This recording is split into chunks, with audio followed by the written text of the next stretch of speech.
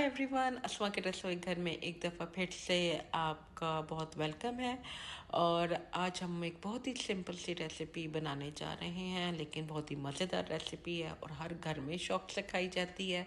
तो आए इस सिंपल सी रेसिपी लेकिन बहुत ही मज़ेदार रेसिपी को शुरू करते हैं। और वो रेसिपी है आलू मेथी। आलू मेथी हर घर में खाई जाती है, शौक से खाई जाती है, पराठे के साथ या प्लेन रोटी के साथ आप खाएं, ये जैसे भी आप खाएं ये बहुत ही मज़े की लगती है। तो आइए सिंपल सी रेसिपी को लेकिन बहुत अच्छी रेसिपी को हम शुरू करते हैं। आलू मेथी बनाने के लिए मैंने 1 किलो मेथी ली है और इसको मैंने काट के धो के और लाइट सा बॉईल कर लिया है। इसके अलावा 2 बड़े प्याज हैं और ये अदरक और हरी मिर्च एक चॉप किया हुआ है।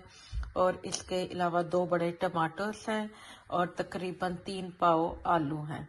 और इसके अलावा हमारे नॉर्मल जो स्पाइसेस हैं वो इसके साथ जाएंगे। तो आइए शुरू करते हैं आलू मेथी।